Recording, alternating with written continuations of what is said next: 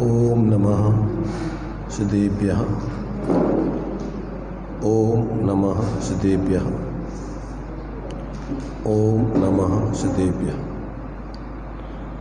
मंगलम भगवान वीरो मंगलम गौतमोमुनि मंगलम कुंद कुंदात्यो जैन धर्मोस्तु मंगलम सर्वमंगल मांगल्यम सर्वकल्याणकारकम प्रधानम सर्वधर्माणां जैनम जयतु शासनम जैनम जयतु शासनम जीवम दवम जिणवरवशेण जैननीतीर्थम देविन्दविन्दवन्दं वन्दे तं सर्वदा शिरसा।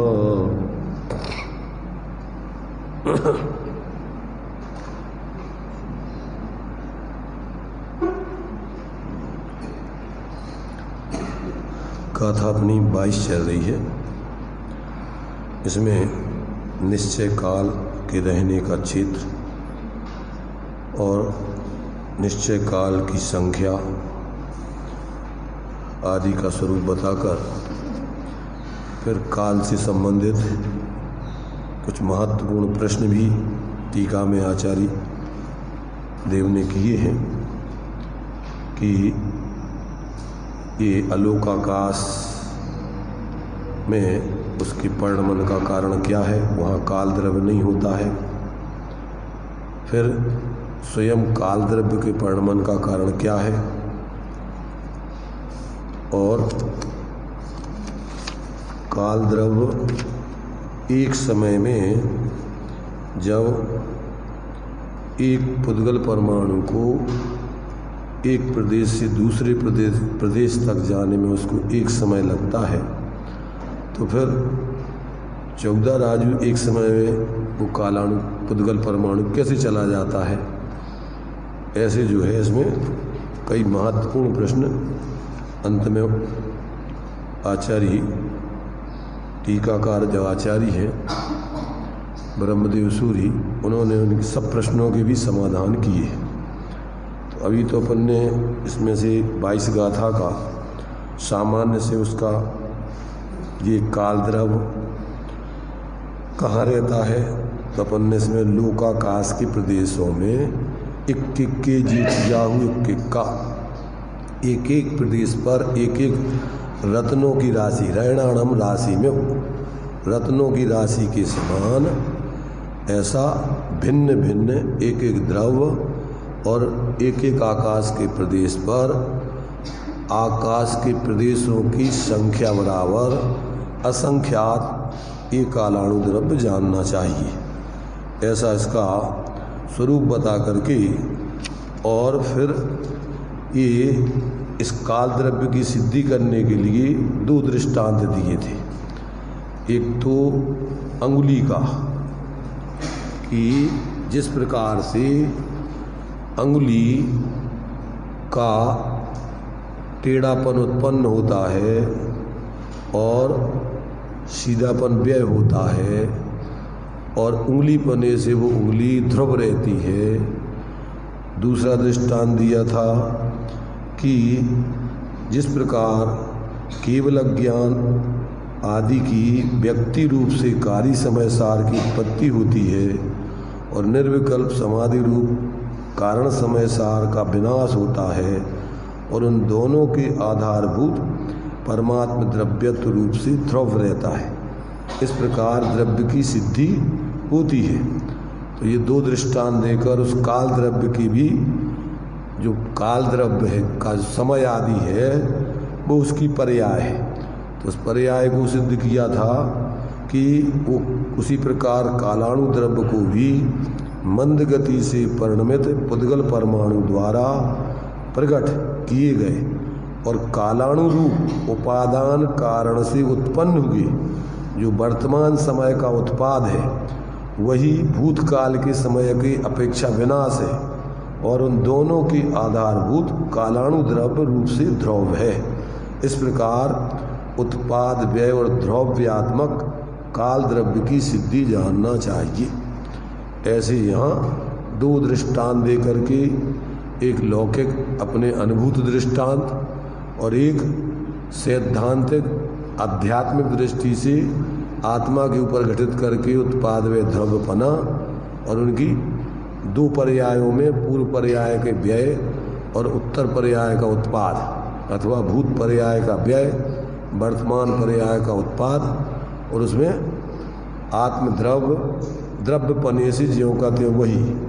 ऐसा प्रति समय प्रत्येक वस्तु में ये कार्य होता ही रहता है।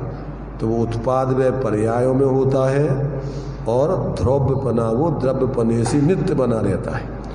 ऐसा जो है ये वस्तु, प्रत्येक वस्तु ऐसी रहती है कि वो उत्पन्न होती है, एक पर्याय से उत्पन्न होती है, एक पर्याय से विनष्ट होती है और द्रव्यपने से, वस्तुपने से वो वस्तु ज्यों की त्यों वही की वही बनी रहती। ऐसे ये जीव जब मिथ्यात्व अवस्था का अभाव करके सम्यक्त अवस्था की प्राप्ति करता है तो उसमें वो क्या है, मिथ्यात्व पर्याय का व्यय और उसी समय सम्यक्त पर्याय की उत्पत्ति और उसमें सामान्य से आत्मा, चैतन्य स्वरूप आत्मा ध्रुव रूप से वही का वही, जीवत्व रूप आत्मा वही का वही। ऐसा जो है प्रति समय जब ये जीव भेद विज्ञान करके अपने उस एक रूप चैतन्य स्वरूप की दृष्टि ज्ञान और स्थिरता करता है तो अनादिकाल से अपने स्वरूप को भूलकर जो पर पदार्थ शरीर आदि में एकत्व मत कर रहा था उसका उसी समय व्यय होता है।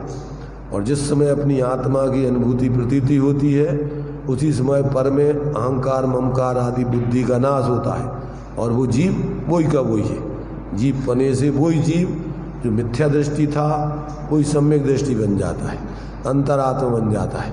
और वही अंतरात्मा जब अपनी उत्कृष्ट साधना करके 12वें गुण स्थान में जो यहाँ समाधि दी है कि जब अपनी जो है निर्विकल्प समाधि रूप से जो कारण पर्याय है उसका व्यय करता है और कार्य रूप से जो है इस प्रकार से केवल ज्ञान आदि अनंत दशा की प्राप्ति रूप से कार्य समय सार का उत्पाद होता है और जीव पने से वही जीव परमात्मा पने से अपने जीवत्व पने से ज्यों का त्यों ध्रुव बना रहता है। ऐसा जो है प्रत्येक वस्तु का स्वरूप है। इसी प्रकार से काल द्रव्य का जो समय आदि है वो तो उसकी पर्याय है। जो लोग समय आदि को ही काल द्रव्य मानते हैं, अलग से द्रव्य नहीं मानते, तो उनके समाधान के लिए ये सब खुलासा किया है कि ये जो काल द्रव्य पर्याय है ये तो पर्याय है और इसमें भी प्रति समय परिणमन काल द्रव्य में होता रहता है। पूर्व पर्याय का विनाश, नवीन पर्याय का उत्पाद और काल द्रव्य ध्रुव रूप से ज्यों का दे। इसलिए लोक में ऐसे काल द्रव्य भी हैं, ये सिद्ध किया था। अब आगे यहाँ पर जो प्रश्न दिया था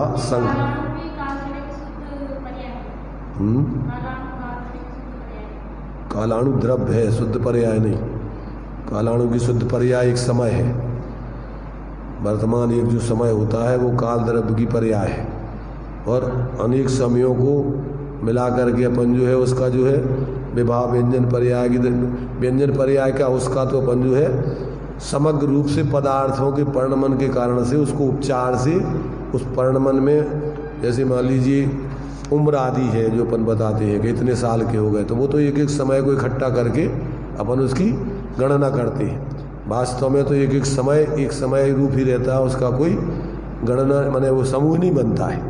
वो तो एक एक समय का ही परिणमन प्रत्येक द्रव्य में होता है, परंतु वो व्यवहार से परिणमन करते हुए एक पर्याय में जितने काल निकल गया, अपन बोलते हैं मनुष्य पर्याय में अपन कितने काल का जीवन है। तो बाल अवस्था अपनी 20 साल की हो गई, फिर युवावस्था 20 साल की हो गई, फिर आगे वृद्धावस्था के बीच की अवस्था जो है वो 20 साल की हो गई, और आगे वृद्धावस्था 20 साल की। ऐसे वो सब जोड़ करके उन कालों को अपन जो है समग्र रूप से संग्रह करके बताते। जैसे 100 पैसों को संग्रह करके 1 रुपया बना लेते, तो वो कोई 100 पैसे तो संग्रह होते नहीं है, वो तो एक अलग से अपन ने एक माप कल्पना करके बनाया है।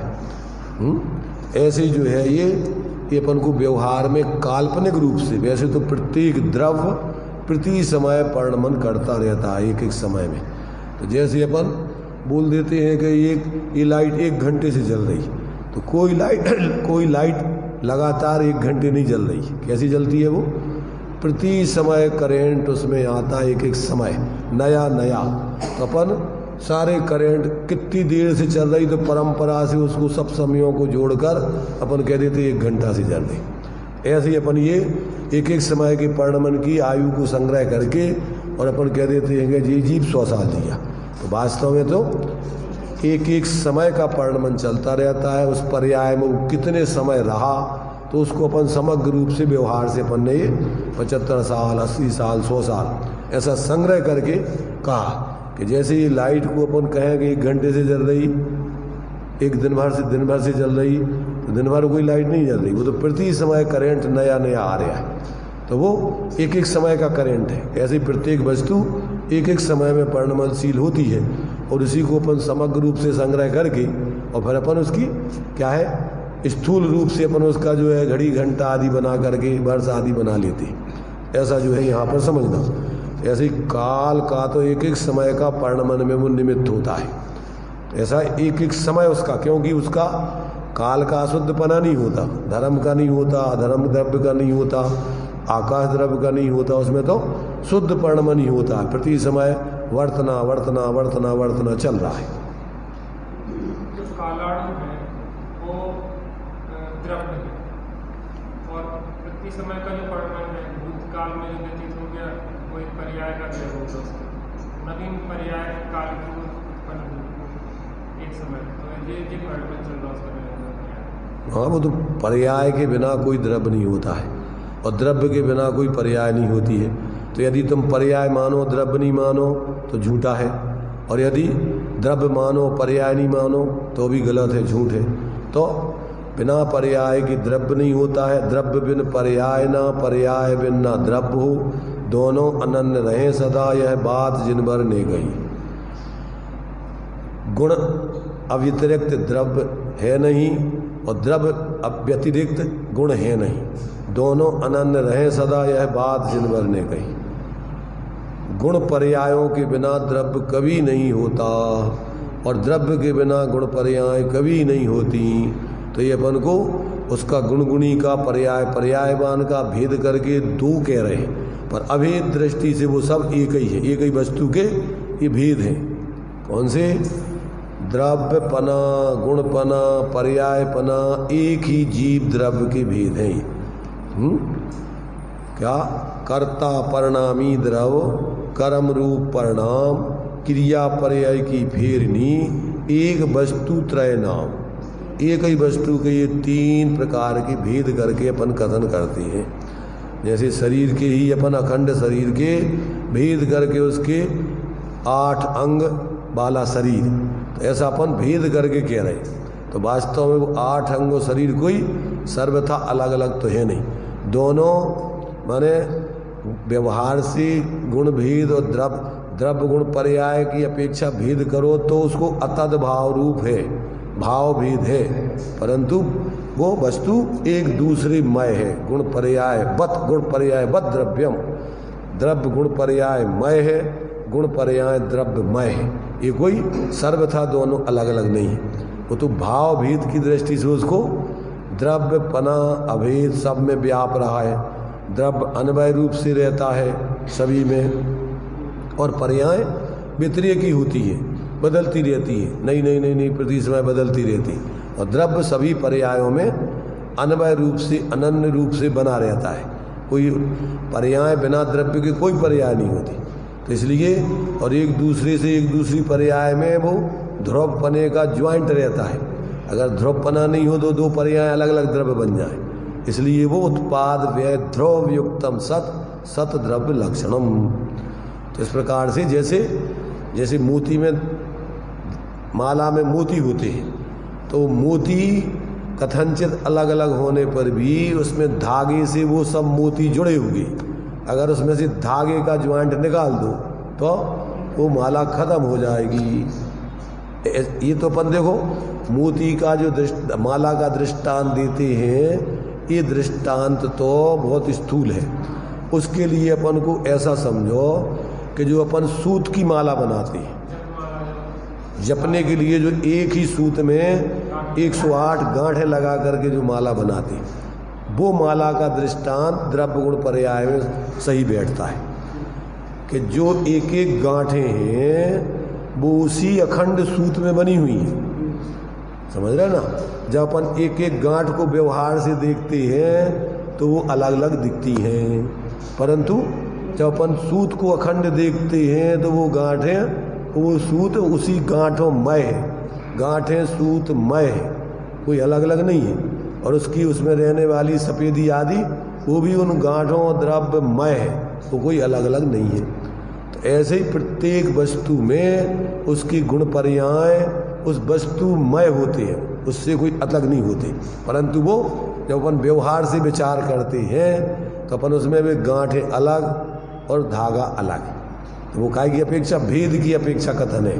जब अभेद से देखो तो वे गांठें और धागा अनन्य है, कि अनन्य अलग अलग है, धागा अलग है और गांठें अलग है। जब अभेद से देखो, अनुभव, अपन उसको अनुभव से देखो, अभेद से अभेद निश्चय, भेद व्यवहार, उभय दोनों विकल्प प्रमाण और अनुभव निर्विकल्प प्रमाण, ये चार पक्ष होते हैं। कौन कौन से?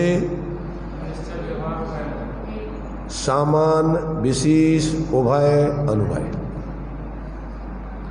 जब अपन सामान्य से देखें तो धागा है, विशेष से देखें तो वो गांठें, दोनों से देखें तो वो गांठें और धागा दोनों है।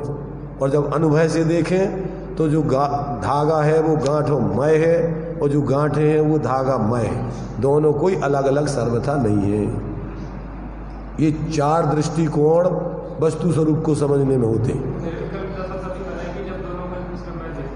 हाँ, अभेद रूप से जब अपने द्रव्य को अपन पर्याय में ही द्रव्य को देखेंगे तभी वो निर्विकल्प होकर के अभेद अनुभूति होती है। पर्याय और द्रव्य में, पर्याय में द्रव्य व्याप रहा है अनुभव रूप से, तो एक एक पर्याय में, तो उसी पर्याय में अपन ज्ञान की प्रतिपल उठे तरंग झांकता उसमें आत्म राम, तो उसी जो गुणों का परिणमन हो रहा है उसी में द्रव्यपना भी व्याप रहा है। तो अपन जब उसको द्रव्यपने से देखते हैं तो अपने लिए क्या है कि वो दोनों अनन्य दिखाई देते हैं, अभेद रूप से अनुभव होता है। ऐसा जब तक व्यक्ति को यथार्थ बोध नहीं होता तब तक वो मिथ्या कल्पनाएं करता रहता है अपने बारे में। भाई परद्रव्य रूप तो जीव होता ही नहीं कभी, समझ रहे ना? एक द्रव्य दूसरे द्रव्य से तो भिन्न रहता है, परंतु संयोग रूप में कर्मों का, शरीर आदि का साथ संयोग में रहते हैं तो संयोग कोई स्वभाव नहीं बन जाते। संयोग संयोग रूप रहते हैं। दूध में पानी मिला देने पर भी दूध दूध रहता है, पानी पानी रहता है। हलवा में अपन शक्कर डाल दो, घी डाल दो तो वो हलवा मतलब क्या, शक्कर घी बन जाएगी और घी आटा बन जाएगा। उसमें भी सब एक मेक होकर के भी सब अपना अपना स्वरूप नहीं छोड़ते। घी घी रहेगा, शक्कर शक्कर रहेगी, आटा आटा रहेगा, पानी पानी रहेगा, परंतु वो क्योंकि अभी मिल गए तो मिल करके अपन एक नाम रख दिया अपन ने हलवा। तो हलवा में क्या है, जब अपन भेद से विचार करो तो क्या क्या विचार करोगे कि इसमें शक्कर भी है, इसमें घी भी है, इसमें आटा भी है, इसमें काजू भी है, इसमें किशमिश भी है, इसमें इलायची भी है, इसमें पानी भी है। अब ये सब चीज़ें उसमें हैं, परंतु अपन जब हलवा का स्वाद लेंगे तो ऐसा अलग अलग विचार नहीं करेंगे, एक अखंड हलवे का स्वाद लेंगे। तो ऐसे ही अपन को जब स्वरूप का अनुभव करते हैं तो समय एक चैतन्य स्वरूप आत्मा अनुभव में आती है। पर न द्रव अलग दिखता है, न गुण अलग दिखती है, न पर्याय अलग। अगर अलग अलग देखो तो हलवे का स्वाद नहीं आएगा। अगर तुम हलवा खाते समय इनमें इलायची कितनी है, शक्कर कितनी है, घी कितना है, अब ये सोचते रहो तो हलवा का स्वाद आएगा, विकल्प होते रहेंगे। इसलिए कि अपन को ऐसे ही अपने आत्मा का जब अखंड रूप अपन अपने निर्विकल्प ज्ञान में अनुभव करते हैं तो एक चिन्ह मूरत दृगधारी की मोह रीत लगत है अटा पड़ी। उसको एक चैतन्य स्वरूप आत्मा का निर्विकल्प अनुभव आता है। उस श्रद्धा में भी आत्मा, ज्ञान में भी आत्मा, चारित्र में भी आत्मा। परद्रव्यंत भिन्न आत्मा की श्रद्धा, परद्रव्यंत भिन्न आत्मा का ज्ञान, परद्रव्यंत भिन्न आत्मा में लीनता। तो तीनों में कौन है? आत्मा ही है। और तीनों को या आत्मा को, इसमें अपन ने अभी आगे पढ़ेंगे मोक्ष मार्ग, जब उसका तीसरा अधिकार चलेगा मोक्ष मार्ग का स्वरूप, तो उसमें सम्मत दंसन नाणम चरणम मोक्षस कारणम जाने व्यवहारा निश्चय दो तत्तीय मयो नियो अप्पा। व्यवहार से भेद करके सम्यक दर्शन ज्ञान चारित्र तीन मोक्ष का मार्ग है, और निश्चय से उन तीन मय एक आत्मा ही मोक्ष का मार्ग है। तत्तीय मयो, उन तीन मय एक आत्मा ही मोक्ष का मार्ग जानो।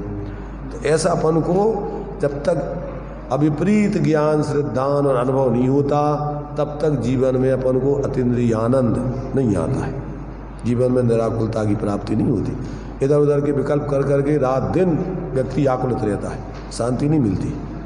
तो ये जो है, ये अपन को सुखी होने के लिए वस्तु स्वरूप, 6 द्रव्यों का स्वरूप, 7 तत्वों का स्वरूप, निश्चय व्यवहार मोक्ष मार्ग का स्वरूप, ये जब तक यथार्थ समझ में नहीं आए तब तक अपन भ्रम में बने रहते हैं और निरंतर संकल्प विकल्प करके दुखी बने रहते हैं। जब व्यक्ति को ऐसा सच्चा अपने निश्चय मोक्ष मार्ग की सिद्धि हो जाती है, व्यवहार पूर्वक भेद प्रभेद आदि से समझ के, फिर सब भेदों को संयोगों से भिन्न अपने उस एक आत्मा की श्रद्धा ज्ञान लीनता करता है, वहाँ से ही निर्विकल्प अनुभूति पूर्वक अतीन्द्रिय आनंद जो आत्मा का है वो अनुभव में आता है, और तभी जीव सच्चा मोक्ष मार्गी बनकर और फिर धर्मात्मा बनता है।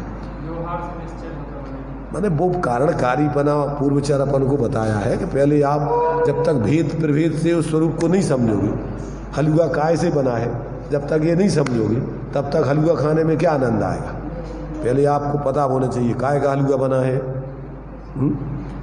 खाने वाले जो है, जिनको अभक्ष भक्षण नहीं करना है, तो वे पूछते हैं कि भैया ये क्या है, कि हलवा, काय का हलवा, काय का हलवा बनाया ये, तो तुम्हारे वो यहाँ पर तुम्हारी वो क्या चलती है, वो रखे रहते हैं, नहीं ये गोल पोस्ता दाने का है, कि तुम्हारे काजू कतरी का है, कि बादाम का है, कि आटे का है, कि मावा का है, कि मूंग की दाल का है। अब कितने प्रकार के हलवा है, तो अब तुम्हें जो नहीं खाते हो उसमें से भैया ये हम नहीं खाते। तो अपन को पता, जब खाओगे तो फिर उसमें जितनी सारी चीज़ें नरी अभेद करके फिर पहले तो जानकारी कर ली इसमें और क्या क्या डला है, कौन सी शक्कर यूज की है, तो अब सब पूरी जानकारी कर लेंगे खाने लायक है कि नहीं। अब फिर इसके बाद निर्विकल्प होकर उसका आनंद लेंगे। जब अपने खाने लायक है तो अपन को फिर उसका अभेद करके फिर कोई विचार नहीं, कभी इसमें शुद्ध शक्कर है कि अशुद्ध है, कि घी अष्टपेरा है कि बाजार का है। अब ये सब चीज़ें ज्ञान कर ली, अब अपन निर्विकल्प होकर उसका आनंद लो। फिर ऐसे ही पहले अपन स्वा पर हे उपाधि निश्चय व्यवहार भेद प्रभेद सब समझ लिए। अब समझ करके फिर बढ़िया एक अपने एक देखिए जानिए रम रहिए, एक ठौर समल अमल ना विचारिए, यही सिद्धि नहीं हो। फिर ना अपन को ये पर्याय है, ये गुण है, ये है, अब वो विकल्प भेद नहीं करना। वहाँ तो एक अखंड आत्मा अपना अनंत गुण पर्याय आत्मा के ऐसा सामान्य रूप से उसमें अन्वय रूप से सभी पर्याय उस स्वरूप का अनुभव करती हुई अभेद तादात्म्य रूप से अनुभव करती जाती। जो शुद्ध पर्याय होती ना ये आत्माश्रित है, तो आत्माश्रित पर्याय तादात्म्य रूप से आत्मामय ही है, इसलिए वो एक अपनी अखंड अनंत गुणात्मक ऐसी सामान्य आत्मा का अनुभव करती हुई निरंतर रही है अनंता अनंत काल। ज्ञान शरीरी त्रिविध कर्मल वर्जित सिद्ध महंता ते है निकल अमल परमात्म। अमल परमात्म, अमल माने मोह राग देश मल से रहित और कर्म आदि से रहित और शरीर आदि से रहित, 3 प्रकार का मल है, त्रिविध कर्म मल। तो ऐसे सबसे रहित भोगे सर्म अनंता, अनंत काल तक ऐसा अतीन्द्रिय आनंद अनंत सुख निरंतर भोगते रहते हैं। अब क्योंकि वो तो स्वभाव है, जैसे सूर्य में से प्रकाश निकलता रहता है तो कब तक निकलेगा, कि अनंत काल तक उसका स्वरूप ही है वो तो। ऐसी आत्मा का जो स्वाभाविक परिणमन है वो तो उसका स्वभाव है, तो वो तो अनंत काल तक ऐसा अतीन्द्रिय आनंद, अनंत ज्ञान, दर्शन, शोक, वीर सहज रूप से उनका परिणमन स्वाभाविक चलता रहेगा। अब उनके लिए कोई विकल्प नहीं, किसी प्रकार की कोई आकुलता नहीं। ये दशा अपन जब तक नहीं प्राप्त करेंगे तब तक यहाँ मोह से अपन रात दिन इसको खा लूँ, उसको खा लूँ, इसको कर दूँ, उसको कर दूँ। अब वो तो अपने होते ही नहीं, कितना ही खाते रहो। शरीर अपन बोलते 9 खाए 13 की भूख, जितना चाहे खाते रहो, भूखा का भूखा। सुबह खाया, शाम को फिर भूख, आज खाया, कल फिर भूख, 2 दिन खा लिया, 8 दिन फिर भी भूख। तब तुम्हारी तृष्णा की खाई खूब भरी हुई, रिक्त रही पर रिक्त रही, वो कभी भरने वाली नहीं। ये तो मोह की इच्छाओं की पूर्ति आज तक कोई कर नहीं सकता है। अपन तो इच्छा का अभाव करके सुखी हो सकते, इच्छा की पूर्ति करके कोई सुखी नहीं हो सकता, क्योंकि इच्छाएं दुष्पूरे थे। अपन तो निर्णय कर रहे हैं, विचार कर रहे हैं, विचार अब त्रिय इच्छाएं या जैसे भूति मुनिराज आदि, ये तो उनको तो सब नहीं कर, वो किस रूप में?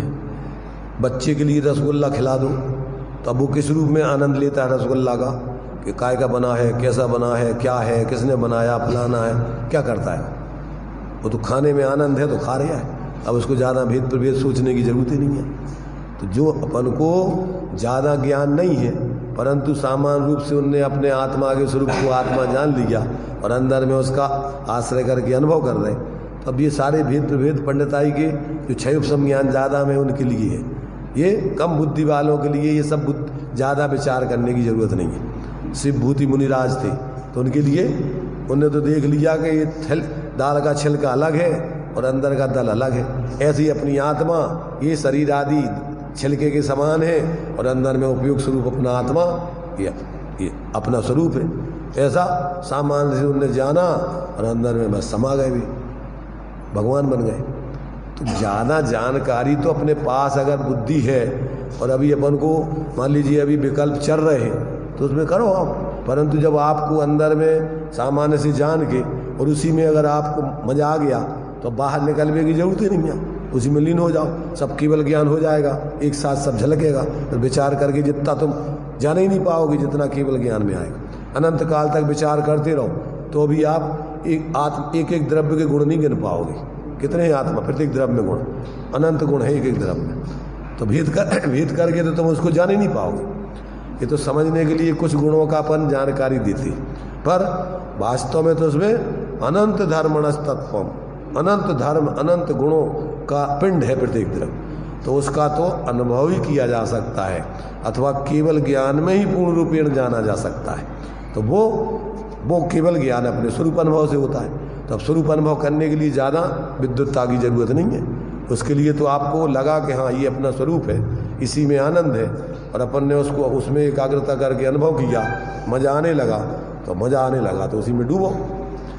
इसलिए क्षयोपशम ज्ञान ज़्यादा नहीं हो, ज़रूरत नहीं है उसकी, बस इतना होने चाहिए क्या अंदर में अपने स्वरूप का भेद विज्ञान के ये अपना उपयोग लक्षण ये जानना देखना जहाँ चल रहा है ये मैं हूँ, और ये सब शरीर आदि और जो विकल्प हो रहे हैं ये आश्रव आदि भाव है और ये शरीर आदि पर है, ऐसे से अपना स्वरूप ऐसा अलग है। ऐसा अपने ज्ञान में अपने ज्ञान स्वरूप आत्मा को लिया तो बस उसी में एकाग्र हो गए। इसलिए कल्याण करने के लिए अपन को ज़्यादा कठिनाई नहीं, कल्याण करना है तो, और नहीं करना है तो फिर तुम्हारे लाने अनंत काल होगा भटकते भटकते। इसलिए जिसको अपना कल्याण करना है उसको ज़्यादा क्षयोपशम की जरूरत नहीं है। वो तो इतना समझ लेवे कितना कि जो अपने अंदर में जानना देखना चल रहा है ये कोई अलग तत्व है और ये सब विकल्प हो रहे हैं और ये बाहर में दिख रहे हैं, ये अपना स्वरूप नहीं है। तो उपयोग को फिर उधर से हटाए और अंदर में अपने में एकाग्र हो जाए। अपने में हो जाए तो आनंद आएगा तो अब उसको फिर इसके अलावा कोई दूसरी चीज़ रुचेगी नहीं। जब ने आत्म अनुभव आवे तब और कछु न सुहावे, जब तक और कछु सुहावे तब तक आत्म अनुभव नहीं आवे। जब तक तुम्हें और कुछ अच्छा लग रहा है तो आत्मा का अनुभव क्या काय को करोगे। और जब तुम्हें सब संसार में सभ्यद संसार असार, या हमें सुख ना ही लगा। जब तुम्हें ये पक्का हो जाए कि भैया यहाँ कहीं कोई सुख नहीं मिल रहा है, सब परेशान हैं, सब दुखी हैं, संसार में कोई सुखी नजर नहीं आता, उसमें अपन काय में पढ़ते हैं नहीं, वो बोलते हैं ना उसमें वैराग्य पाठ में है शायद, वो क्या है, कोई क्या है, कलहारी नारी नहीं, बुक जो अपन पढ़ते ना, कोई पुत्र बिना ने तो जूरे होए, मरे तो रोवे, खोटी संतति ते दुख उपजे, क्यों प्राणी सुख सोवे। सारे भेद प्रभेद कहाँ, पुण्योदय जिनकी तिनकी भी नाई सदा सुख साता, और यह जगवास यथारथ देखो सभी यह दुखदाता। जब ये सब निर्णय करके आप उधर से बिल्कुल विरक्त हो जाओ, और फिर भैया बस अपन को जो आचार्य बता रहा है, ज्ञानी बता रहा है, भगवान बता रहे हैं, ये वास्तव में इसमें सुख होगा। अभी तो अपन को ऐसा विश्वास आना चाहिए परो, और जब ऐसा विश्वास आ जाए तो अब आप उस कार्य को करो, तो फिर अनुभव करके तुम्हें पक्का विश्वास आ जाएगा कि हाँ वास्तव में सही। तो ये अपन को यहाँ अनेक दृष्टिकोणों से इस बात की सिद्धि कर रहे आचार्य कि भैया समझो तुम्हारा हित किस में है, तुम्हारा मूल स्वरूप क्या है, तुम्हारा मूल स्वरूप क्या नहीं है, तुम कहाँ लगे हुए हो, किस में आज तक सुख ढूंढ रहे हो। जहाँ सुख है नहीं वहाँ तुम अनंत काल हो गया ढूंढते ढूंढते, आज तक तो मिला ही नहीं। क्यों नहीं मिला? क्यों वहाँ था नहीं तुम्हारा सुख, तो मिला नहीं। अब अगर अब थक गए हो या समझ चुके हो कि भैया यहाँ सुख है ही नहीं है, तो अब इधर आओ, इधर देखो जो हम बताते हैं, एक बार उसका भी अभ्यास करके देखो। कई जगह दवाई करवा करवा करके बहुत जगह थक गया हो आदमी और लाभ नहीं मिल रहा हो, तो कोई एक व्यक्ति जो है जिससे आज तक अपना कोई परिचय नहीं रहा, और वो व्यक्ति कहता है कि इसकी दवाई हम जानते, और ये दवाई तुम एक बार लगा के देखो, और अगर तुम्हें लगे कि हाँ इससे लाभ है तो फिर इस दवाई का यूज करना। तो अब व्यक्ति जब सब जगह थक चुकता है तो कहता भैया मरता क्या नहीं करता, भैया इसको प्रयोग करो। अब उसका प्रयोग करे वो, और प्रयोग करेगा तो उसमें तो वास्तव में आनंद है ही, तो उसमें तो कहने की ज़रूरत ही नहीं है। और उसको एक बार अगर वो आनंद आ गया तो बस अब उसके लिए कहने की ज़रूरत नहीं है। अब तो वो स्वयं ही उसको, अगर वो वैद्य कहेगा भैया हमारी दवाई अगर तुम्हें अच्छी नहीं लग रही हो तो छोड़ दो, रहने दो और कहीं देखो, अरे नहीं साहब ऐसे कैसी बात, हमारे लिए तो इससे बहुत लाभ हो रहा है, तो बस यही दवाई हम लेंगे। तो वो तो खुद ही फिर जब अनुभव हो जाता है तो व्यक्ति के लिए फिर कोई वहाँ से हटा नहीं सकता है। मोक्ष मार्ग अनुभूत मार्ग है, ये प्रयोगात्मक मार्ग है, ये मात्र सुनने सुनाने का, बाहर में कहने कहलाने मात्र का नहीं है। ये तो अंदर से खुद ही प्रयोग करके देखो और फिर चलो। जो लोग अपना असली माल बेचते हैं तो वे तुम्हें प्रयोग करके बताते हैं। जैसे ये साबुन सोडा मूड़ा लाते ना, तो अपने ठेला पर जो है वो तुम्हारे कोई दादा गांव के हुई हैं, उनको रूमाल डाल करके पानी में डाल के तत्काल छक करके गंदा रूमाल लिए थे और उसमें पानी में डाल के निचो करके तुम्हारे सामने दे देंगे, देखिए ये है हमारा माल। तो आदमी अरे यार जी बहुत अच्छी चीज़ है। तो मतलब ये है, अब चूंकि ये क्या है कि बाहर में नहीं दिखती ये चीज़, ये तो अंदर में प्रत्येक व्यक्ति खुद अनुभव कर सकता है, इसको बाहर में दिखाई नहीं जा सकती। इसलिए इसको तो तुम्हें खुद ही, जैसे अपन बोलते हैं कि भाई स्वर्ग में कैसा आनंद आता है, तो क्या कहावत है कि बिना मरे स्वर्ग का आनंद तुम्हें नहीं दिखाया जा सकता। जब मर के देखो और स्वर्ग में जाओ तो फिर देखो कैसा होता है आनंद। ऐसे ही एक बार संसार की तरफ से मर जाओ और अंदर में अपने स्वरूप में जागृत हो जाओ, फिर देखो तुम्हें स्वरूप में कैसा आनंद मिलता है। तो चलिए अपन अभी अपना यहाँ पर जो काल द्रव्य का जो है उस संबंध में जो जिज्ञासाएं हैं प्रश्नोत्तर के माध्यम से उसको अपन यहाँ पर पढ़ते हैं। अब यहाँ पर उस काल द्रव्य के माध्यम से वस्तु स्वरूप की भी सिद्धि कर दी, और अध्यात्म में किस प्रकार से जीव बहिरात्मपना का त्याग, अंतरात्मपना की उत्पत्ति और आत्मद्रव्य वही का वही, इसी प्रकार अंतरात्मपना का अभाव उसी काल में, एक ही काल में, और परमात्मपने की उत्पत्ति माने परमात्म दशा की उत्पत्ति, और ध्रुवपने से जीवत्वपने से वही के वही आत्मा, वही आत्मपने से वही जीव है। ऐसा जो है एक वस्तु में पूर्व पर्याय का व्यय, उत्तर पर्याय का उत्पाद, वस्तु पने से वस्तु वही की वही, उस वस्तु में और कुछ नहीं होता, अवस्थाओं में परिवर्तन होता है। चार द्रव्यों में तो अवस्थाएं शुद्ध ही होती रहती, सिर्फ जीव और पुद्गल में शुद्ध अशुद्ध अवस्थाएं होती। तो अजीब में अशुद्ध अवस्थाएं बनी रही में चाहे शुद्ध, उसका तो स्वरूप पूर्ण और गलन है, वो परमाणु भी बन जाता है, फिर स्कंद भी बन जाता है, फिर परमाणु। पर जीव में ऐसा नहीं है, एक बार यदि वो शुद्ध हो गया तो अब अशुद्ध होने की कोई व्यवस्था नहीं है, पर अनंत काल तक वो शुद्धि बना रहता। और शुद्ध दशा में उसको परम आनंद है, और अशुद्ध दशा में उसको दुख ही दुख है। चारों गतियों में चहुगति दुख जीव भरे हैं, इसमें तो सब परेशान है संसार में।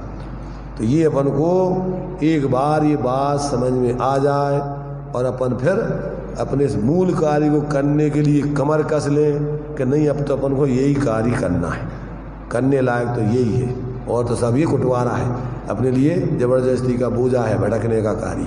तो फिर वो किसी की नहीं सुनता है, फिर तो वो अपनी धुन में लग जाता है, फिर कोई कुछ भी कहे उसको कोई अंतर नहीं पड़ता है। अब यहाँ देखिए शंका उठाइए, लोकाकाश के बाह्य भाग में कालाणु द्रव्य का अभाव होने से आकाश द्रव्य का परिणमन यानी अलोकाकाश में परिणमन किस प्रकार से होता है? जब काल द्रव्यों के परिवर्तन का निमित्त है, तो जहाँ अलोकाकाश है वहाँ तो काल द्रव्य है नहीं, पर उस अलोकाकाश में परिणमन किस अपेक्षा से होता है, कौन कराता है, उसका समाधान मिल गया सबको। पुस्तकें जिनके पास है देखो सब लोग, उसमें मैंने पुस्तकों में इसलिए दिखाना पड़ता है कि कहीं हम अपने मन से कछु भी बोलते तो नहीं जा रहे कहीं काल्पनिक, तुम्हें प्रमाणिक तरीके से कि देखो ये आचार्यों ने लिखा है, इसमें कोई हम अपने मन से कोई कल्पना नहीं कर रहे।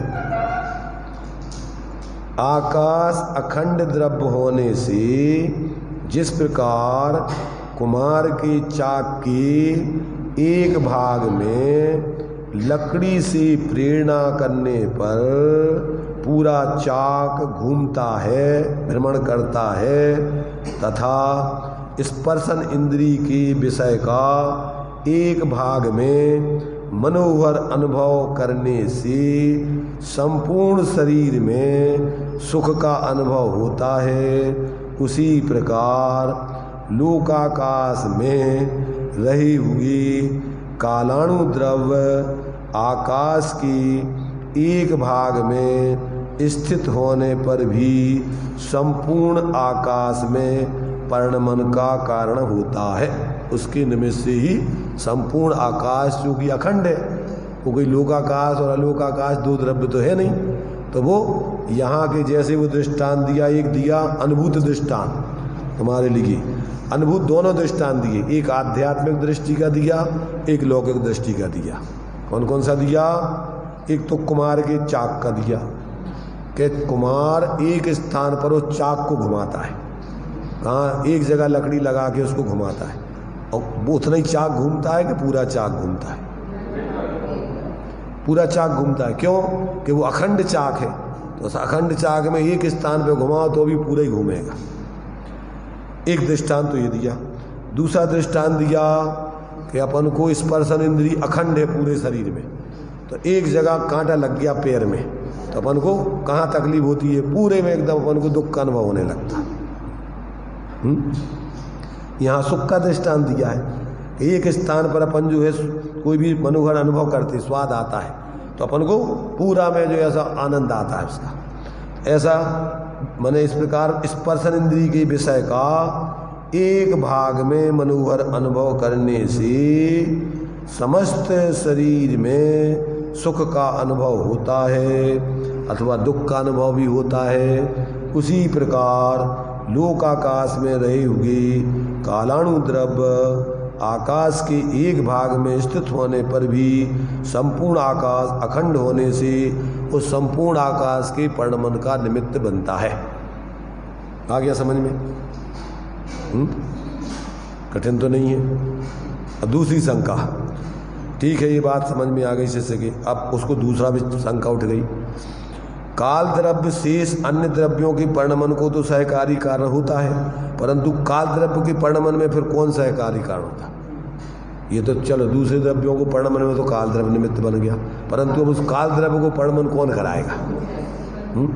निमित्त कौन बनेगा? समाधान, जिस प्रकार आकाश द्रव्य अन्य सब द्रव्यों के का आधार है और अपना भी स्वयं आधार है, उसी प्रकार काल द्रव्य भी अन्य द्रव्यों के परिणमन में सहकारी कारण है और अपने परिणमन में भी कारण है, सहकारी कारण है। तो ये स्वयं भी अपने लिए कारण है।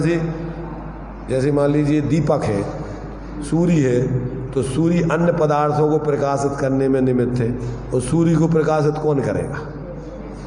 वो भी अपने प्रकाश में प्रकाशित होगा।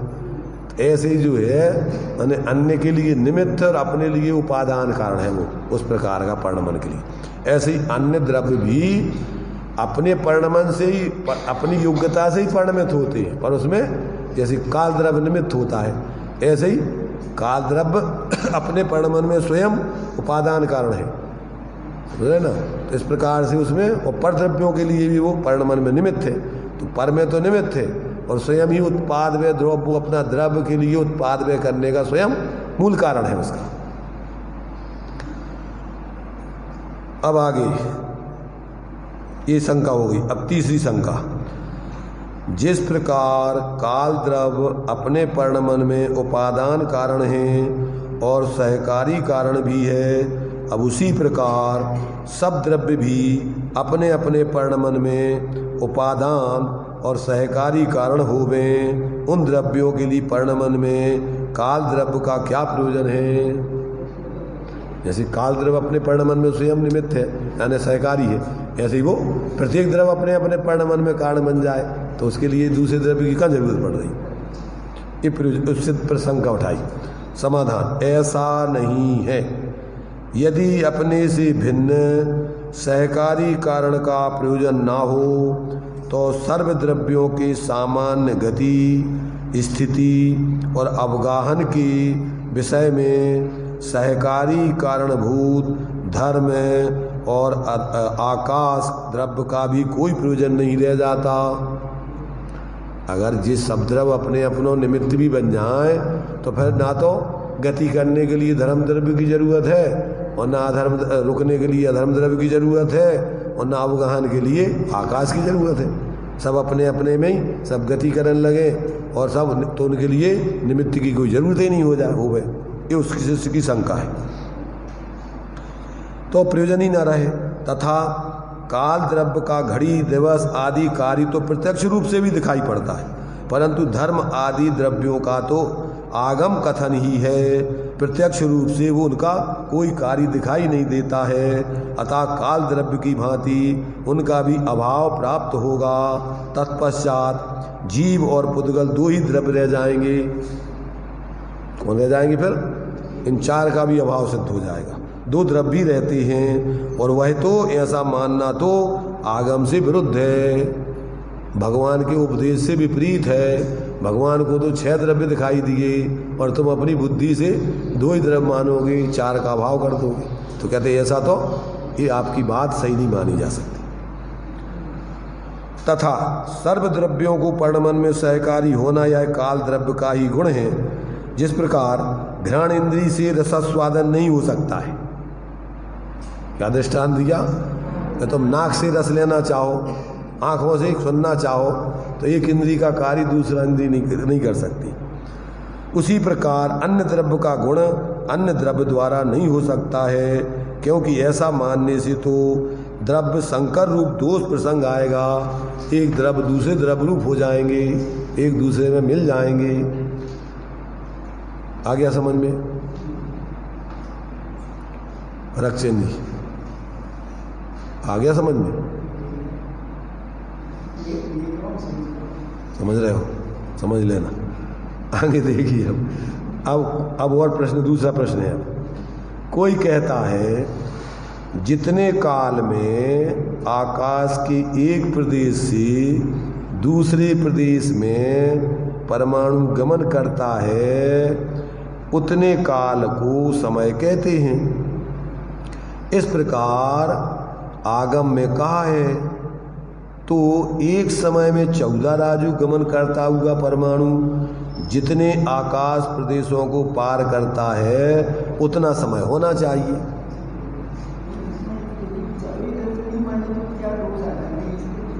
अब विचार करते रहना तुम, अभी तो टाइम आपके लिए बहुत है, करते रहना।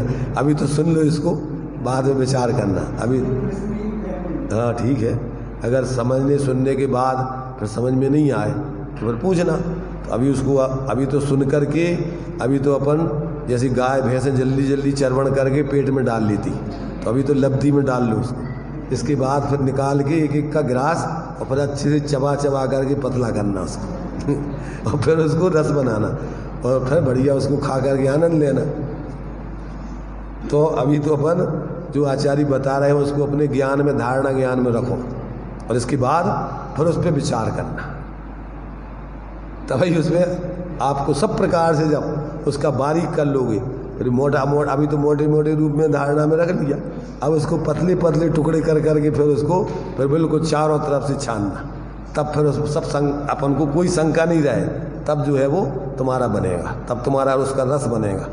गाय वगैरह उसके फिर निकाल के एक गिलास मोटे मोटे और फिर उसको फिर आराम से बैठ करके चबाती रहती हैं, फिर बिल्कुल पतला करके और फिर उसको फिर पेट में डालती हैं, तो उसका फिर शरीर का अंग, रस, खून वगैरह सब उसका बनता है। तो ऐसे ही अपन को ये स्वाध्याय है। अब देखिए यहाँ पर प्रश्न क्या उठाया, शंका क्या थी कि शास्त्र में ये लिखा है कि एक आकाश के प्रदेश से दूसरे आकाश के प्रदेश तक जाने में पुद्गल परमाणु को जो टाइम लगता है उसे समय कहते हैं। और फिर कहते हैं कि एक समय में 14 राजु प्रमाण भी पुद्गल परमाणु जाता है। तो अब एक समय में जब 14 राजु जाता है तो एक प्रदेश से दूसरे सब प्रदेश में जाने में उसको समय क्यों कह रहे थे? 14 राजु जाने में जो एक एक प्रदेश पर जाने में जितना टाइम लगे उसको समय की माप बताओ। आ गया समझ में? मैंने एक समय में जब 14 राजु जा रहा है तो फिर एक एक प्रदेश पे ही होकर के तो जाएगा ना, तो उसमें जो समय लगता हो उतने एक ही समय, तो समय के तुम अनंत असंख्यात भेद करो फिर। ऐसा उस शिष्य का प्रश्न है। देखिए, तो इस प्रकार आगम में कहा है तो एक समय में 14 राजु गमन करता हुआ परमाणु जितने आकाश प्रदेशों को पार करता है उतना समय होना चाहिए। उसका समाधान करते हैं। परमाणु एक आकाश प्रदेश से अन्य प्रदेश पर जाता है उतने काल को शास्त्रों में समय कहा है, परंतु वह समय वो किस दृष्टि से कहा है? वह परमाणु की मंद गति की अपेक्षा से कहा है। और परमाणु का एक समय में 14 राजु जो गमन करता है कहा है, तो वह भी एक समय ही होता है, परंतु वो तीव्र गति से गमन करने की बात है। दृष्टांत दे रहे हैं यहाँ। यह दृष्टांत है कि जैसे कोई देवदत्त नामक पुरुष मंद गति से चलकर 100 दिनों में 100 योजन गमन करता है, चलता है, और वही पुरुष विद्या के प्रभाव से अथवा गाड़ी में बैठ करके, अपन ऐसा समझ लो आज हवाई जहाज में बैठ के चला जाए तो एक दिन में उतना 100 योजन पहुंच जाए। तो यहाँ कहते हैं वही पुरुष विद्या के प्रभाव से शीघ्र गति करके एक दिन में भी 100 योजन जाता है। तो क्या उसको 100 योजन चलने में 100 दिन लगते हैं? तुमसे पूछ रहे कि जो पैदल चल के शिखर जी जाने में उसको महीना भर लगती थी, अब वो ट्रेन से जाता है, प्लेन से जाता है, 1 घंटे में पहुंच जाता है। तो क्या उसको 100 दिन लगेंगे क्या चलने में? महीना भर लगेगा जैसे चलने में उतने लगते थे? नहीं लगेगा, क्योंकि वो मंद गति थी पैदल चलने की और ये वाहन से चलने में शीघ्र गति है, तो उतने ही समय में पहुंच जाता है, इसलिए उसमें कोई दोष नहीं है। तो इस प्रकार वह पुरुष विद्या के प्रभाव से शीघ्र गति करके एक दिन में भी 100 योजन जाता है। तब क्या उसको 100 योजन चलने में 100 दिन लगते हैं? प्रश्न है। तो कहती नहीं, परंतु एक ही दिन लगता है। उसी प्रकार 14 राजु गमन करने में भी शीघ्र गमन के कारण परमाणु को एक ही समय लगता है। इसमें कोई विरोध की बात नहीं है।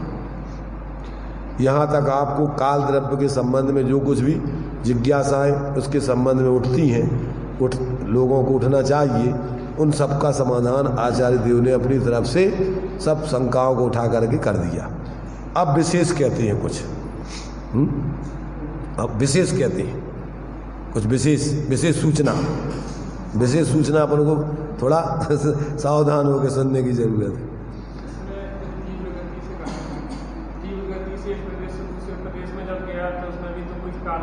लगेगा, पर वो माप व्यवहार में चलेगा नहीं।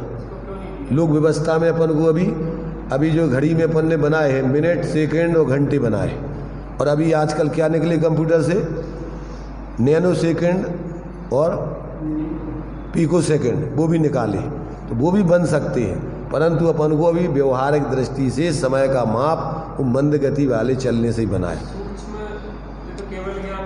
वो भी केवल ज्ञानी वो बन नहीं सकता, लोक व्यवहार नहीं चल सकता उससे। वो तो कह ही दिया, ये सब व्यवहार का कथन चल रहा है निश्चय से, तो फिर सबका अपना अपना परिणमन जो भी है योग्यता अनुसार होता है। ये सारा का सारा कथन तुम्हें गुणस्थान बनाए हैं मोटे लोगों को समझाने के लिए।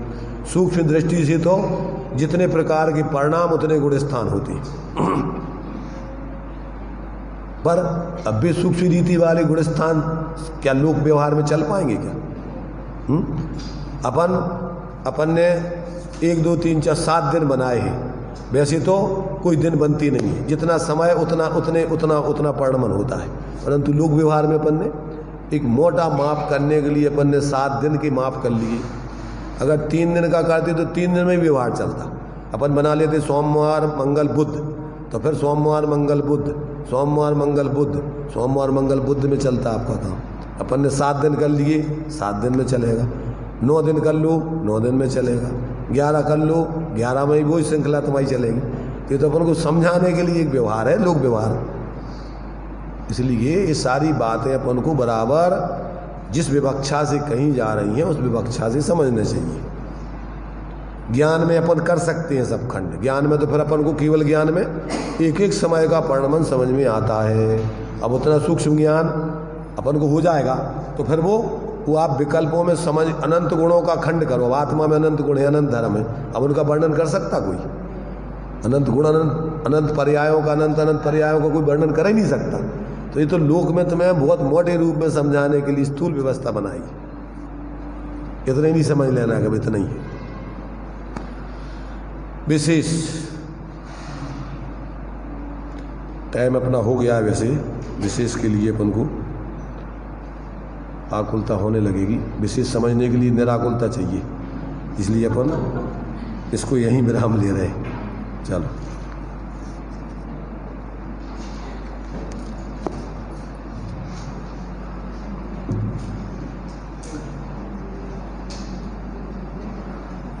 चले।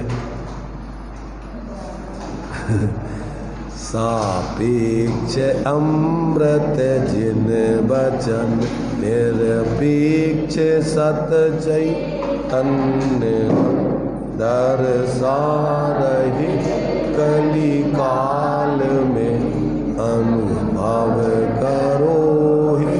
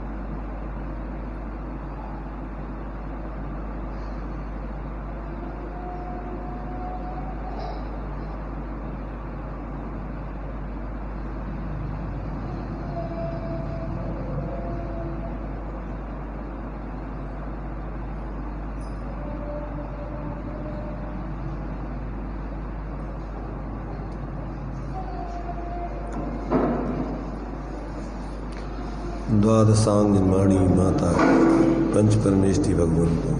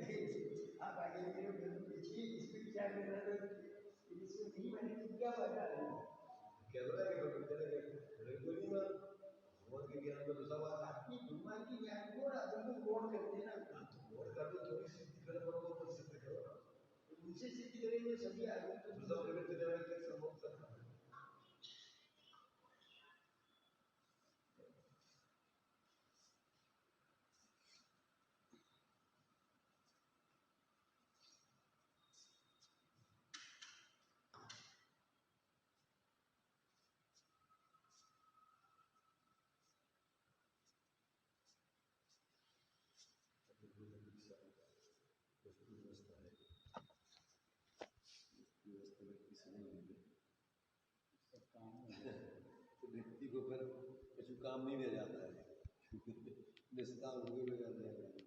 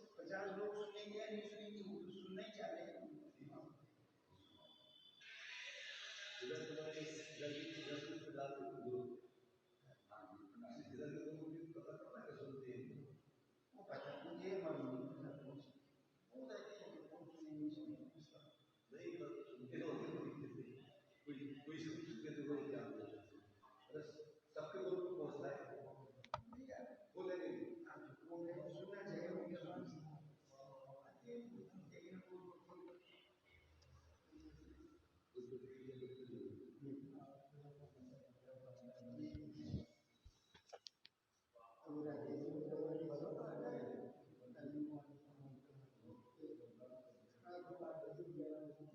आपकी रिकॉर्डिंग चालू थी अभी।